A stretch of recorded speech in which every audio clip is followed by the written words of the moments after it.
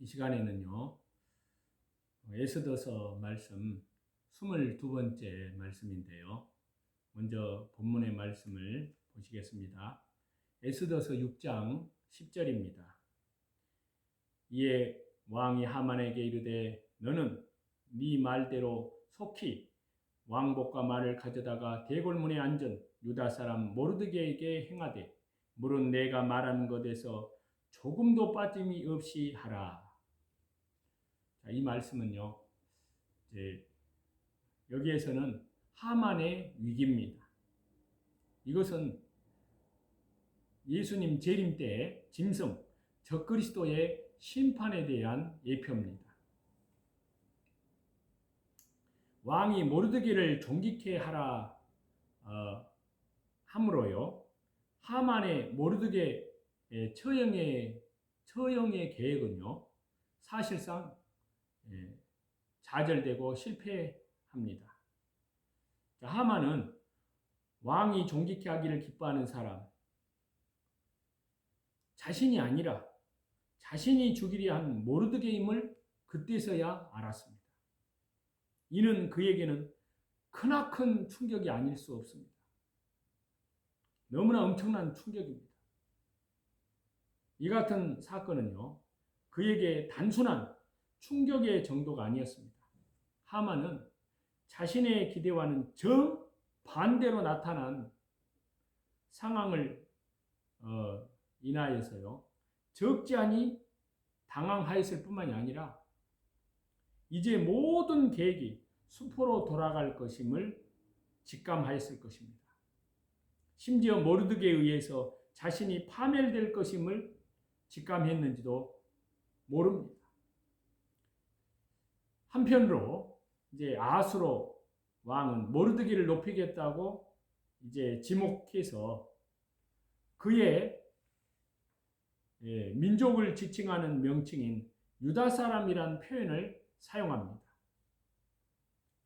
자, 본문에 보면은요, 유다 사람을 뜻해서 그 히브리 원문을 보면은 그 앞에 정관사 표현이 부착이 되어 있는데요. 그 유다 사람, 그런 뜻의 의미를 전달합니다.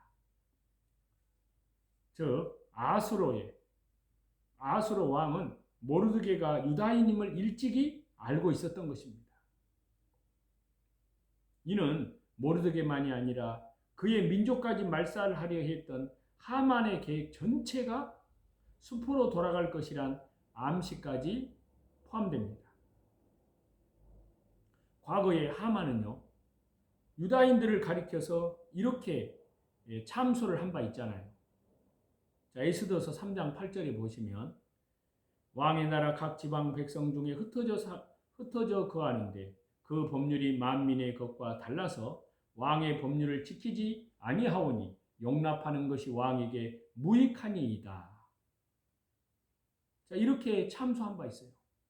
왕은 모르드게에 대한 각별한 관심에 더해서요, 그를 존귀케 하려는 태도를 보이면서 그가 바로 유다 사람임을 명시하는데요, 이는 하만의 참소가 그대로 구체적인 내용이 밝혀지면 거짓된 주장이 될 것임이 분명하였습니다.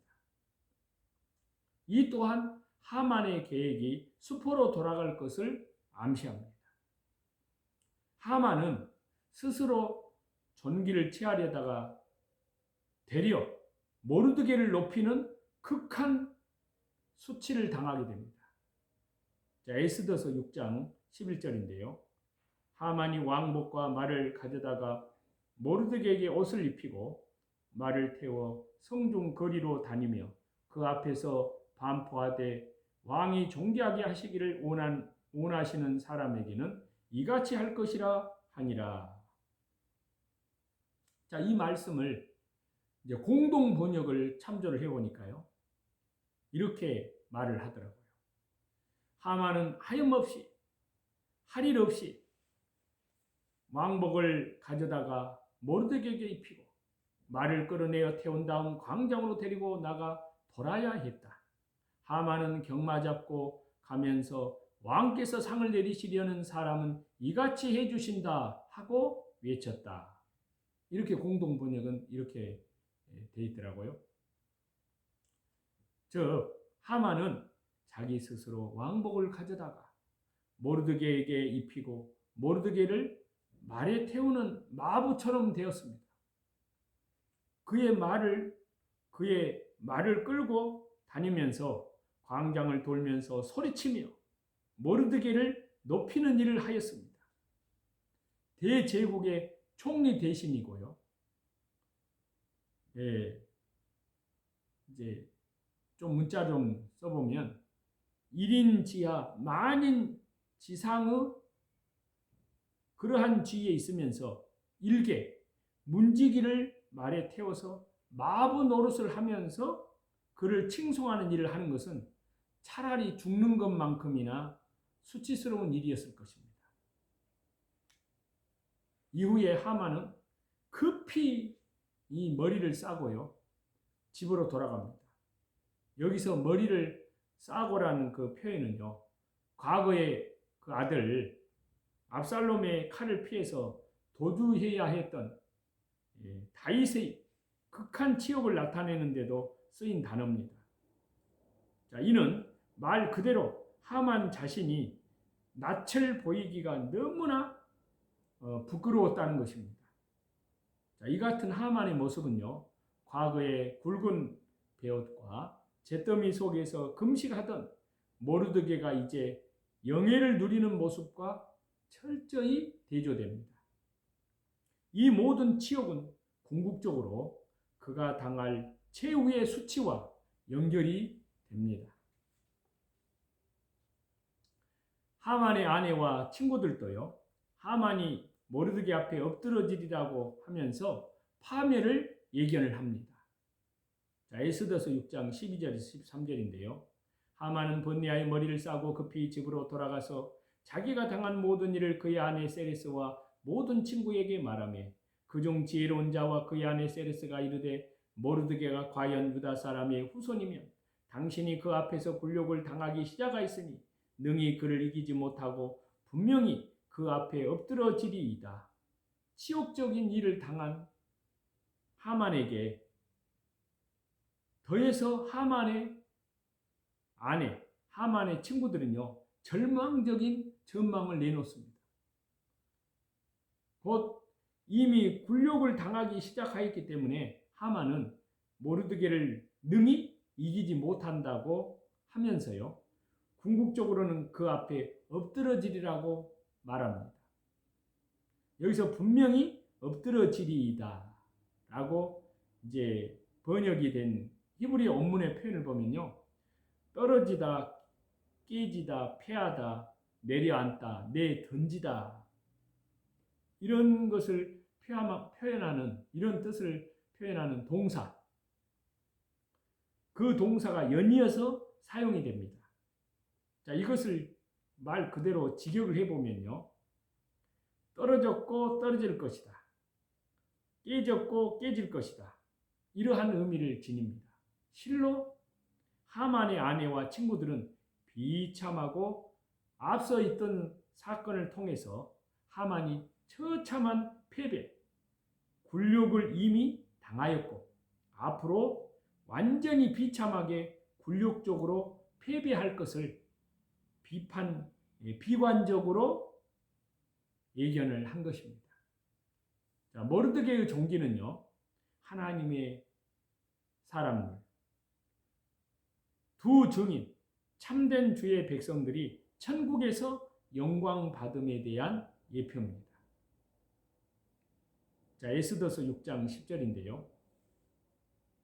이에 왕이 하만에게 이르되 너는 네 말대로 속히 왕복과 말을 가져다가 대궐문에 앉은 유다 사람 모르드게에게 행하되 무릇 내가 말한 것에서 조금도 빠짐이 없이 하라. 자, 아술의 왕이 모르드게에 대해서 왕복을 입게 하고요, 왕관을 쓰게 하고 왕의 군마를 타고 오게 한 것은요, 종말 때에 하나님께서 참 주의 백성들을, 하나님의 사람들을 그리스도의 신부들을 영광스럽게 하심을 예표합니다. 다시 말해서 모르드게가 받은 영광은 참된 주의 백성들 두 증인이 받을 영광을 보여줍니다. 그렇기 때문에 두 증인, 참된 그리스도의 사람들은요, 항상 늘 대골문, 교회를 지키는 자들이 되어야 합니다. 예수님은 양의 문이시고 참된 주의 사역자들은 그 문을 지키도록 세움을 입은 청지기들입니다. 이 사명을 잘 감당하고 복음을 전하고 복음을 지킨 자들에게요, 하나님은 영광스러운 천국에서 통치의 영광을 누리게 하십니다. 그래서 창세기 41장 40절에 그런 말씀이 있잖아요. 너는 내 집을 다스리라. 내 백성이 다 너의 명령에 복종하리니 내가 너보다 높은 것은 내 왕자뿐이니라. 자, 이 말씀은 과거에 요셉이 높이 들린 것과도 같은 맥락의 말씀입니다. 바로 왕이 내가 높은 것은 왕자뿐이니라 한 것과 같습니다. 예수님께서 하나님 보좌 우편에서 다스리듯이 그날에 충성한 참된 주의 백성들은 주님과 함께 다스리는 영광을 누리게 됩니다. 하만이 번뇌한 것은요, 적그리스도가 번뇌하는 것을 예표하는 겁니다. 그래서 에스더서 6장 12절에 보시면 모르드게는 다시 대궐문으로 돌아오고 하만은 번뇌하여 머리를 싸고 급히 집으로 돌아가서, 하만이 번뇌한 것은요, 적그리스도가 온 세상을 정복하고 성도들을 완전히 멸하려고 하다가 그 일이 온전히 이루어지지 못함을 인하여 번민하게 될 것을 예표합니다.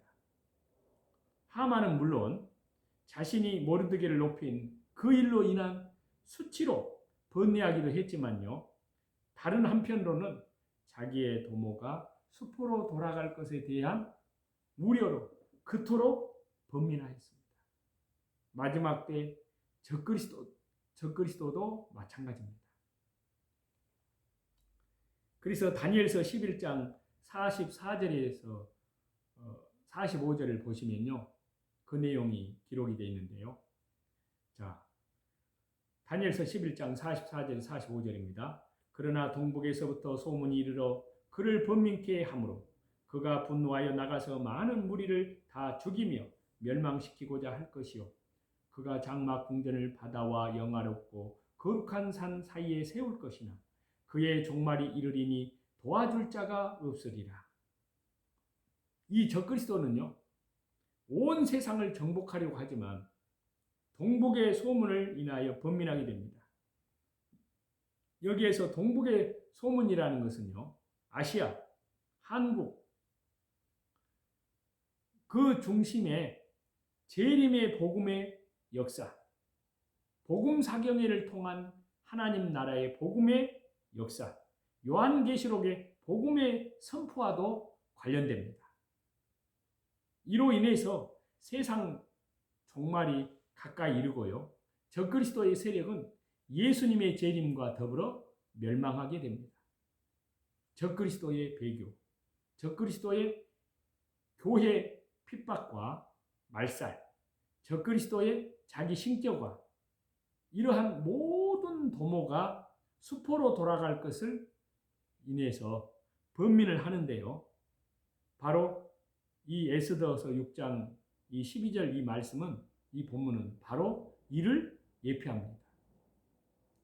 세레스와 모든 친구의 하만의 멸망에 대한 예고는요, 적그리스도의 패망의 예표입니다.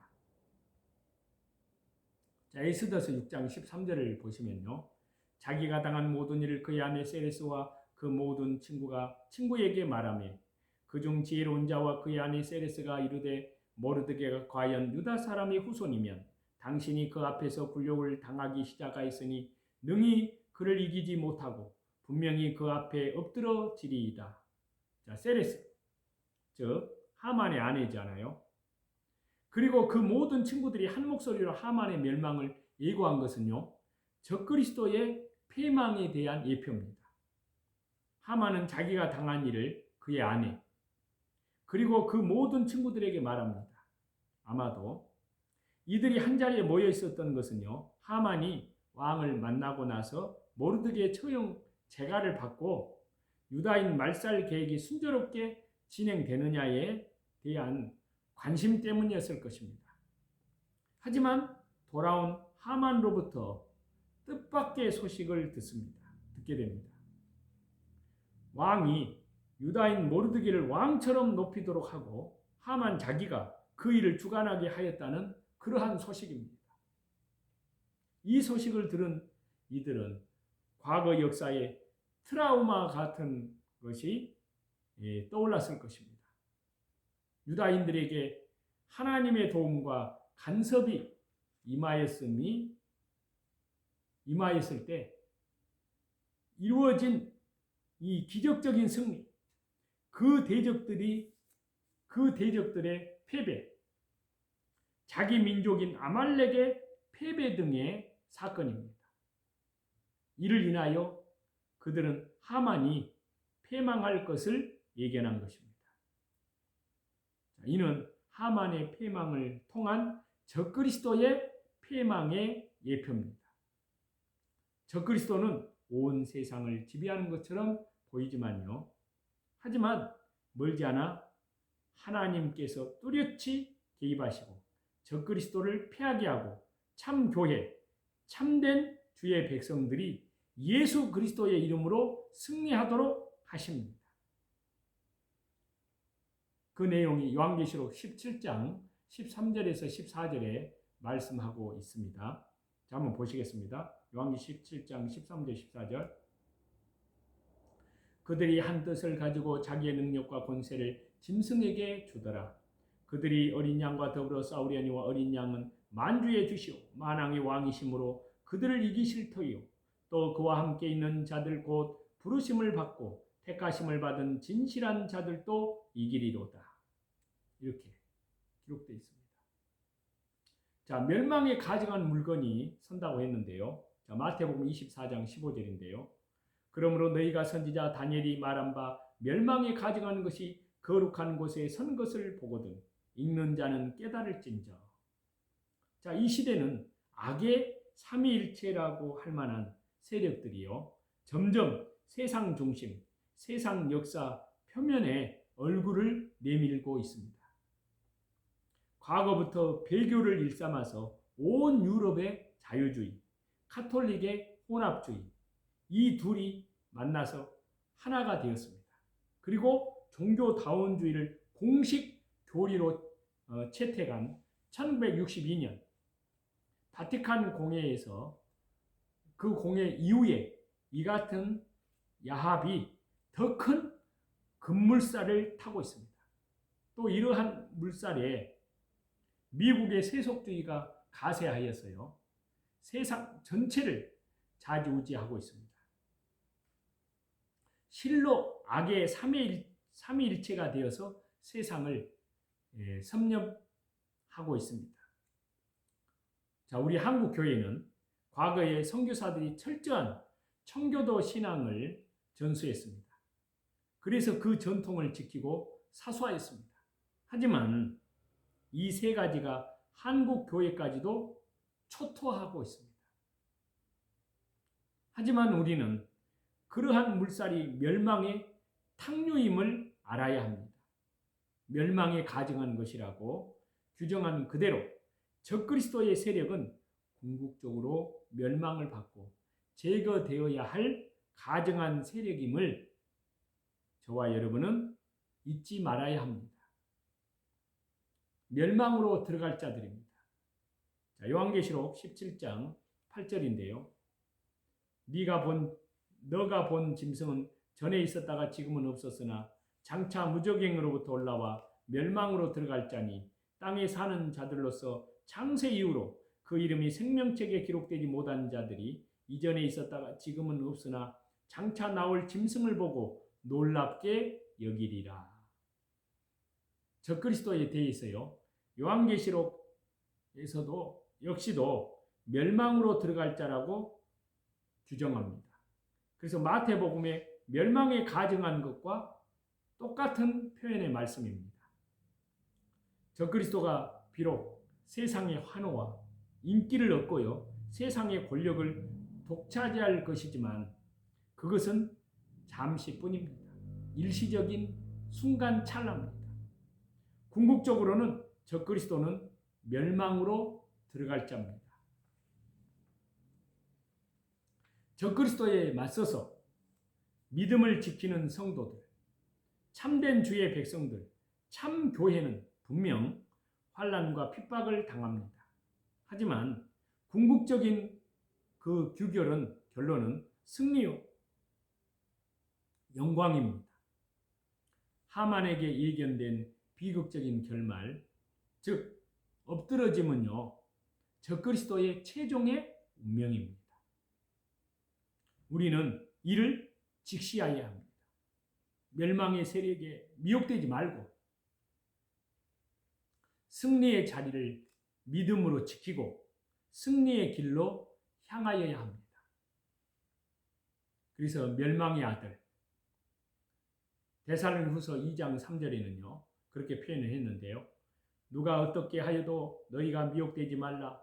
먼저 배교하는 일이 있고 저 불법의 사람 곧 멸망의 아들이 나타나기 전에는 그날이 이르지 아니하리니. 하만의 미래에 대한 분명히 엎드러지다라는 그런 표현이요. 예수님께서 적그리스도에 대해서 다니엘서를 인용해서 멸망의 미운 물건이라고 한 표현, 그리고 요한계시록에 멸망으로 들어갈 자, 그리고 여기에 방금 읽었던 데살로니가후서 2장 3절에 멸망의 아들은 다 같은 말입니다. 여기에서 강조하는 강조점은요, 바로 적그리스도, 마귀의 세력이 최후의 멸망을 받는다는 것입니다. 물론 마지막 때에 적그리스도, 마귀의 이 세력은 온 세상을 상대로 해서 이기고 세상 권세를 장악하게 됩니다. 하지만 그 모든 것은 말씀이 응하기 위한 하나의 과정일 뿐입니다. 그래서 요한계시록 17장 17절에 보시면 이렇게 말씀하십니다. 이는 하나님이 자기 뜻대로 할 마음을 그들에게 주사 한 뜻을 이루게 하시고 그들의 나라를 그 짐승에게 주게 하시되 하나님의 말씀이 응하기까지 하심이라. 하지만 말씀이 다 응하면요, 결국에 적그리스도는 패망하고 멸망합니다. 엎드러지게 됩니다. 우리는 이를 항상 날마다 기억해야 합니다. 과거 성경에 기록된 모든 사건은요, 결코 과거의 사건으로 끝나지 않습니다. 예수님의 나라, 예수님의 은혜 안에서 이 말씀을 보면 그 모든 예언이 뚜렷하게 지금 이 시대 우리와 연결되는 것을 보여줍니다. 그래서 예수 그리스도 은혜 안에서 모든 것을 벗기고 이 성경을 보시면 예수 그리스도 안에서 성경을 보는 시각을 갖게 됩니다. 하나님께서 성경에 숨겨놓은 위대한 진리, 하나님의 비밀이신 그리스도, 주 예수 그리스도, 은혜를 아는 지식에서 날마다 우리는 자라가야 됩니다.